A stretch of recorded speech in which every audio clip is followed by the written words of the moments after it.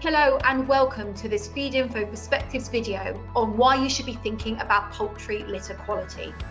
I am Ollie Theocaris, Head of Perspectives Content for Feedinfo.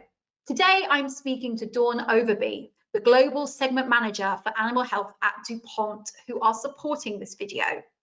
We're going to be talking about litter quality in poultry production, including how to better understand litter quality and why it should be a priority, why it is challenging to maintain litter quality, and also some of the strategies to tackle this issue. Hello, Dawn. Thank you for joining me today.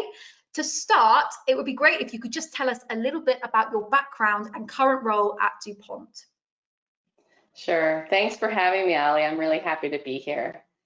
So yes, I am the Global Segment Manager for Animal Health at Dupont. And so as part of that role, I oversee all of our new product production, our product launches, as well as maintaining and supporting our regions as we're selling around the world. So it's a lot of different aspects, but it's wonderful that I can go straight from hearing what the customer is looking for to bringing that into our R&D and wonderful science organization to then realizing these solutions in the field. And that's one of the reasons why I'm really happy to be talking to you today. Fantastic. And I think that your role means that you're really well placed for us to discuss this issue today. Yeah. So we are focusing on litter quality. Why do you think poultry producers should be prioritising litter quality as an area for improvement? Yeah, well, we all know that maintaining litter is one of the essential tasks of the day-to-day operations of any poultry farm. But failure to maintain a good quality litter can be quite costly. The University of Georgia Extension estimates that poor litter quality can cost producers up to $950 per flock. So that's really something to think about. And that can stem from things such as ammonia, disease, parasites, an increase in condemnations and downgrades, as well as just the time that it takes for the people to firefight the issues that arise from poor quality litter. There are many symptoms of poor litter quality, both observed and hidden. Some of the observed ones that we know are the wet and caked litter. You can see foot pad issues or leg issues. You can see dirty eggs or ammonia in the farm. You can also see symptoms of poor litter quality from the bird's performance as well, in terms of reduced feed efficiency, reduced weight gain or livability issues, as well as an increase in those condemnations and medical costs. But what's interesting is that there are also some hidden factors of poor litter quality that are important to consider.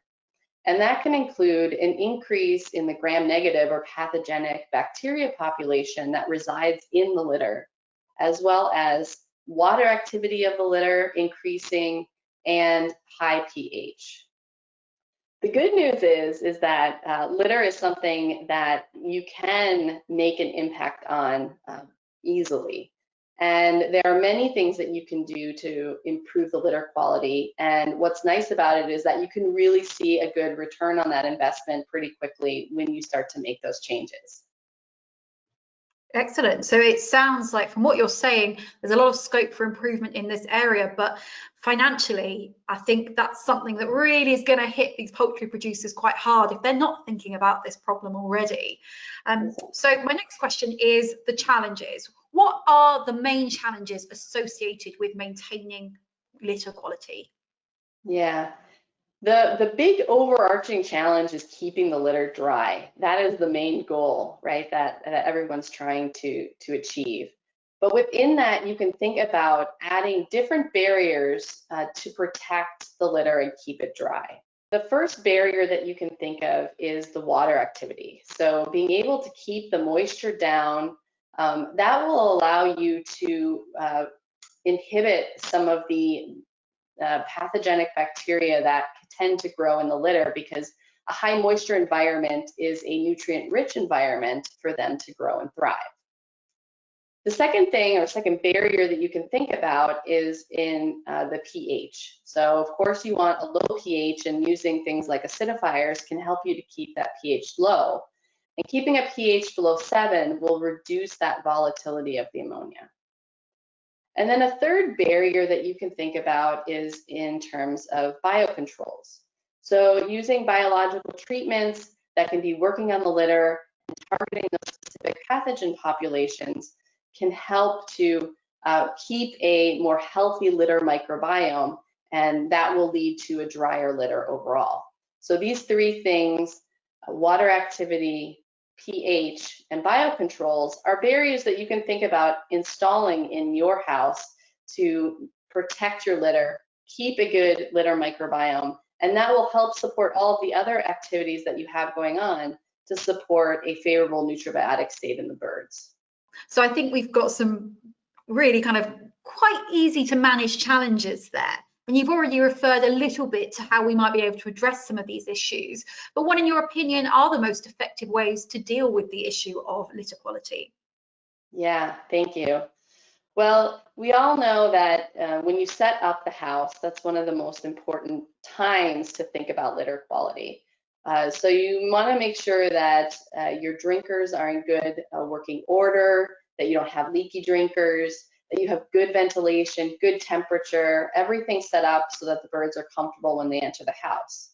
If you are reusing the litter, you want to make sure that you're decaking that litter as well as breaking down the top surface of the litter before the birds arrive. You can also think about using topical treatments on the litter. The downside to those is that they don't last throughout the life of the flock. And so once they lose their effect, you start to see the problem come back and blossom.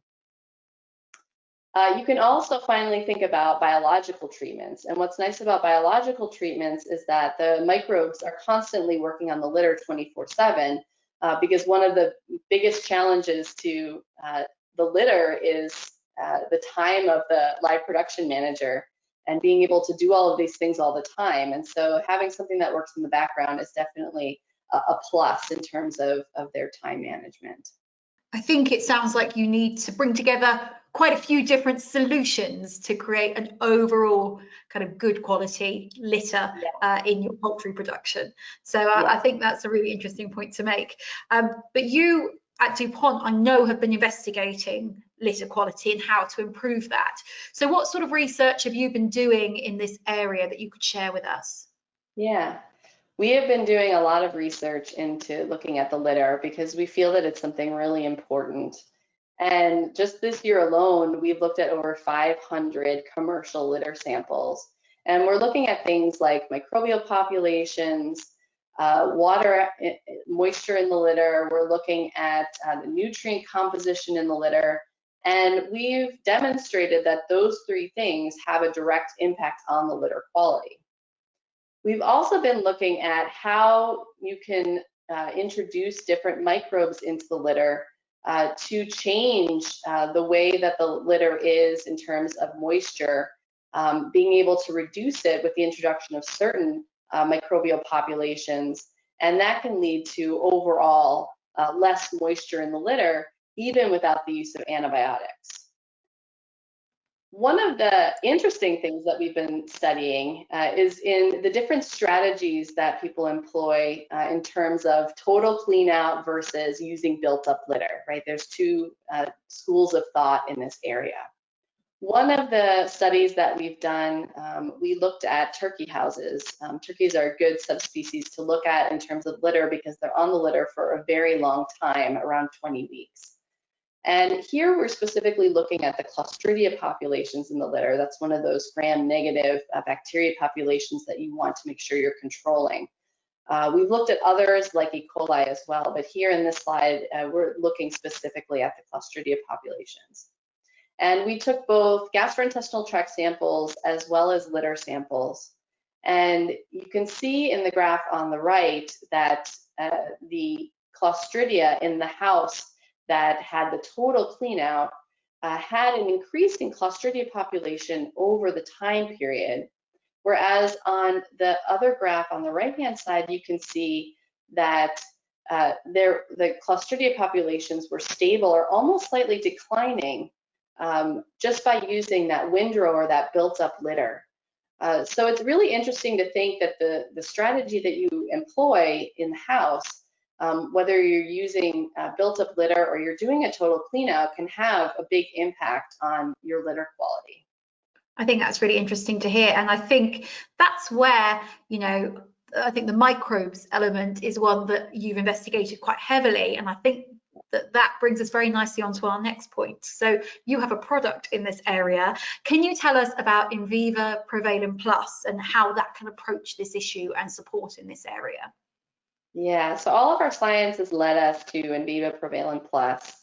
And Enviva Prevalent Plus is a multi-strain probiotic in-feed solution that was specifically designed to tackle the issue of litter quality.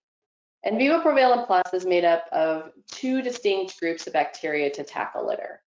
The first group of bacteria are enzyme-producing bacteria, and those are really designed to digest the poultry manure and really allow for that natural drying of the litter. And then the second group of bacteria are bioactive peptide-producing bacteria, and those are designed to inhibit some of the bacteria populations to allow you to reduce the ammonia as well as to reduce some of those bacteria challenges that you're really trying to avoid to keep that litter quality good. And because Enviva Prevalent Plus is in the feed, one of the really nice things about it is that it's working all the time for the live production manager. So it's working from the inside out of the bird, and the microbes are there working in the background, and that allows the live production manager to spend his or her time on many of the other important tasks that they have to do in a day to take care of those birds. We've also looked at some of the performance benefits of Enviva Prevalent Plus when you have a better litter quality after using it. Here we've looked specifically at both pododermatitis as well as foot pad lesions. And this was done over commercial, in a commercial trial over 3 flocks. And you can see on the graph on the left-hand side that the incidence of pododermatitis was reduced with the inclusion of Enviva Prevalent Plus by 35%. And when we took foot pad lesion scores at day 32, you can also see that the score 0 or no foot pad lesions was improved up to 42.5% with the inclusion of Prevalent Plus. So that you can really see how helping to create those barriers with the inclusion of Enviva Prevalent Plus in the feed working in the background can really help to start to, you can see some of those poor litter quality symptoms improving over time by using it. Now, I want to pick up on one aspect of Enviva Prevalent Plus. It is viewed as a natural product. So can you explain why being natural is a benefit to the litter quality and should be helpful for poultry producers? Yeah. So Enviva Prevalent Plus is a biological treatment. So these are microbes from nature that we have selected specifically for litter quality. And because it's biological, these microbes are working in the litter constantly, 24 hours a day. And because we're able to put it into the feed and then it comes through the bird inside out, you're really creating a virtuous circle where the litter is being maintained and improved just by those microbes working all the time. So I want to finish up by getting a better understanding of kind of why this is so important. I know animal husbandry professionals have so many problems they have to tackle and overcome. So what would you say to poultry professionals in our value chain who are not currently investing and thinking about investing in litter quality to an appropriate level? Yeah, thank you. I would say that they should think about it. I think that the costs alone that you can incur by not thinking about it, $950 a flock is a compelling reason. And the positive news is that it is something that you can make improvements upon and really see that return on investment. And recognizing that the time of the producers is so valuable, spending a little bit more of that time focusing on the litter can really save you a large amount of time down the road by not having to firefight those issues. And the great thing is that with a technology like In Vivo Prevalent Plus, you can put it in the feed and then it's there helping you, working in the background, so that you can spend your time on other things, as there are many important things on the farm to think about. So I think that litter is something that is always present, always there, but just being able to spend a little more time focusing on your strategy and how you want to employ some of these barriers to improve the litter quality can really make a big impact. I think that makes sense. And as you continue to research in this area, I'm sure we're going to learn even more about what we can do to tackle this issue even further. So thank you, Dawn, for your insight into this area. Thank you to everyone for tuning in, and we hope you join us for future videos from Feedinfo.